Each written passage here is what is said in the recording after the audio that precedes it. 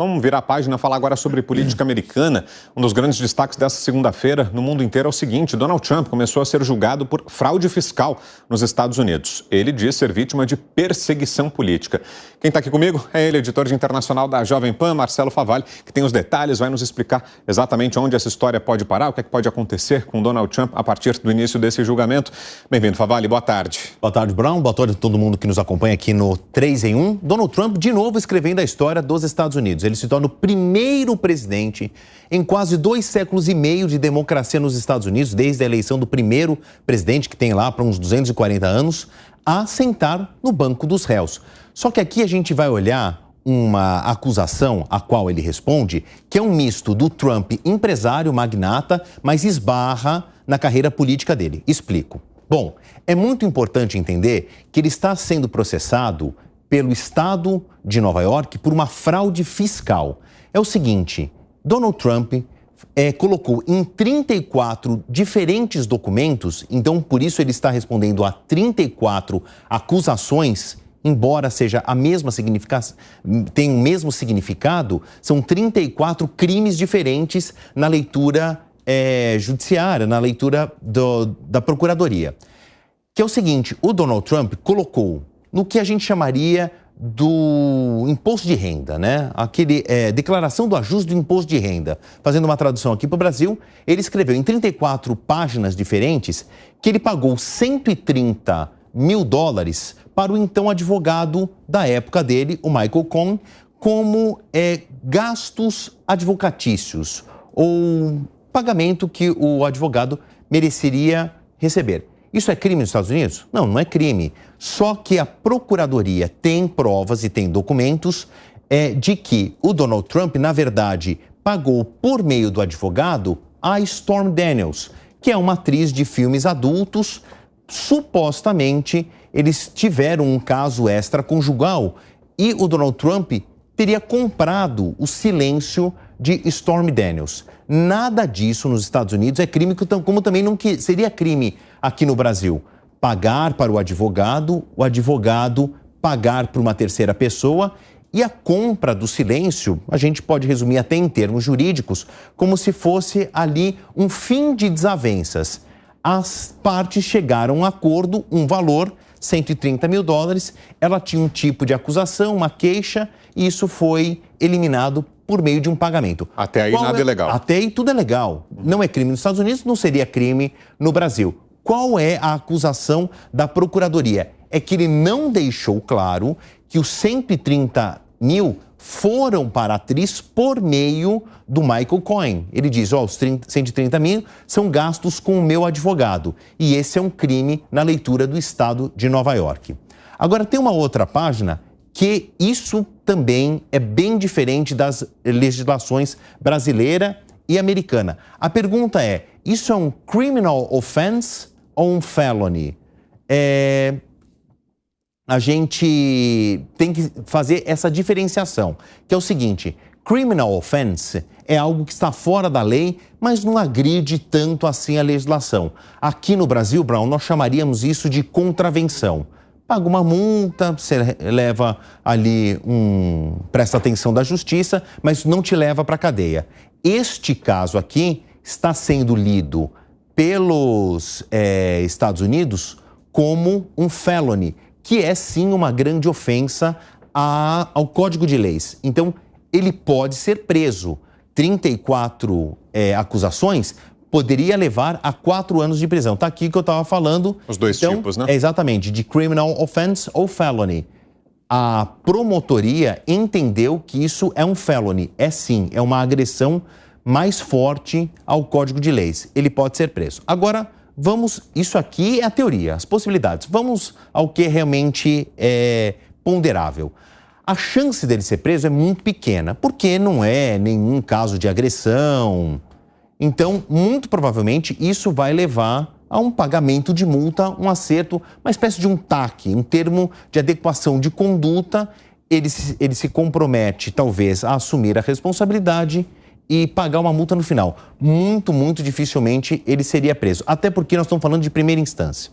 Há uma corte de apelação e, na última instância, a Suprema Corte. Por que eu estou trazendo essas possibilidades? Porque ele é pré-candidato à eleição do dia 5 de novembro.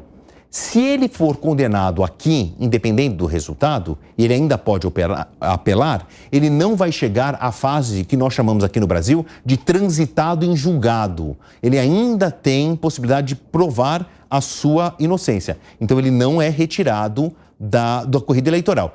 Um americano nato, com mais de 35 anos, que são os únicos dois pré-requisitos para ser candidato à presidência dos Estados Unidos, você só não pode concorrer se estiver preso, com seus direitos civis cassados, e aí todo esse trânsito de julgado ter sido concluído. Então, esse é o primeiro caso de muitos outros, em outras cortes, de outras acusações que o Donald Trump responde, mas muito pouco provavelmente isso vai levar à cadeia. A questão é que isso está sendo usado para os dois lados da campanha como motivo de propaganda eleitoral e o Donald Trump se diz perseguido.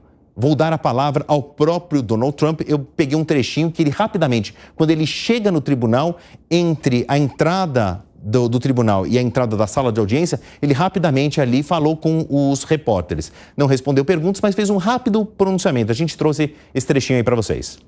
Essa é uma perseguição política. Nunca aconteceu uma perseguição como essa antes. Ninguém nunca viu nada parecido. É um caso que nem deveria estar sendo julgado. É um ataque à América.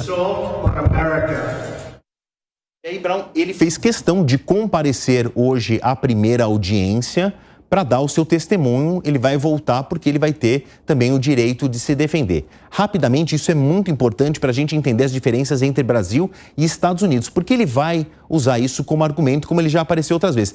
Isso é uma perseguição política, o promotor está ligado ao Partido Democrata. Porém, nos Estados Unidos, quem já assistiu filmes americanos ou séries ambientadas nos Estados Unidos e que o tema passava por um tribunal, tem o júri. Então, a condenação ou a inocência dele é por um corpo de jurados, pessoas comuns que moram na comarca, que foram selecionados tanto pela acusação quanto pela defesa. Então, não é ninguém da parte jurídica que vai fazer isso, não é a promotoria. O juiz depois pega a sentença dada pelo júri e calcula ali qual vai ser a pena, pagamento de multa ou prisão. Mas é muito importante que na construção do judiciário americano, a presença da população é muito comum. Aqui no Brasil, a gente só tem júri para um tipo de caso, que é o homicídio doloso. Lá nos Estados Unidos, praticamente tudo vai a júri popular. Até essa questão, é felony ou é criminal offense, tem o grande júri, que é também composto por pessoas comuns da comarca, que decidiram por felony. Então, bem provavelmente ele vai falar de uma perseguição política e tal, são os argumentos de campanha, porém, é bem importante a gente entender que uma condenação ou ele ser declarado inocente vai ser por pessoas comuns e não por um promotor ou por um juiz propriamente dito.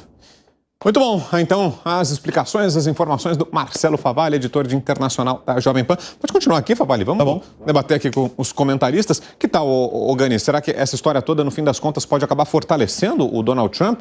Eu acho que pode, porque ele vai ser visto como um perseguido político. Aliás, boa tarde, Favalli, meu colega de colégio, 1995. De colégio? Colégio. Caramba! Isso aqui ele já era um craque. É verdade, isso aqui é uma grande coincidência. Tem nenhum nepotismo. Eu achei que só entrava gente desse colégio. A emblemática 30 anos turma, depois. 1995, colégio ali, Jabaquara. Olha aí. É isso aí. As coincidências da vida. Mas... E aqui encadeados por Donald Trump, quem diria, Exatamente, quem diria. E eu vejo ele como um perseguido político, acho que pode fortalecê-lo sim.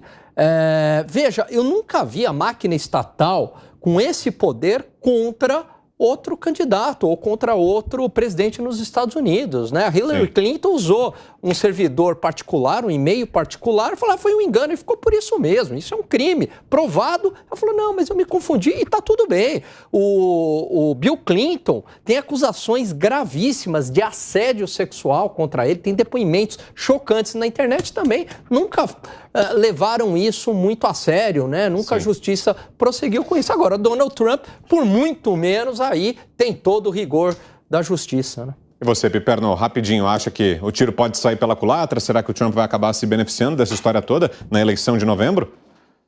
Olha, no caso do Bill Clinton, tinha lá um promotor, o Stark, encheu a paciência dele e tal. sofreu até processo de impeachment, acabou se livrando. No caso do Trump, veja, é muito difícil ele insistir nessa figura de perseguição.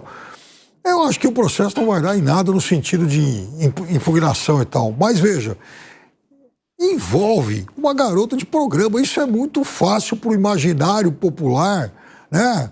Fazer aí as suas prevenções. Né? Cola, né? Cola. Vamos ver para onde vai essa história. Mas eu tenho Oi, Segredo, uma observação. fala. Primeiro, o povo quer saber se Alan Gani era bom aluno, né? Era ótimo, excelente. Obrigado. Ajudava a estudar matemática, é verdade.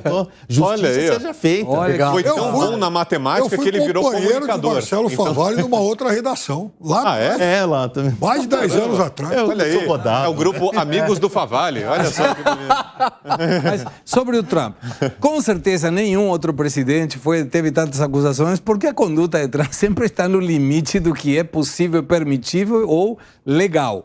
E não é legal só de, é legal, senão da legalidade do ato de Donald Trump. Mas o Trump já pediu, quando ele era presidente, uma consulta para os advogados da Casa Branca se era possível dar o perdão presidencial para ele mesmo.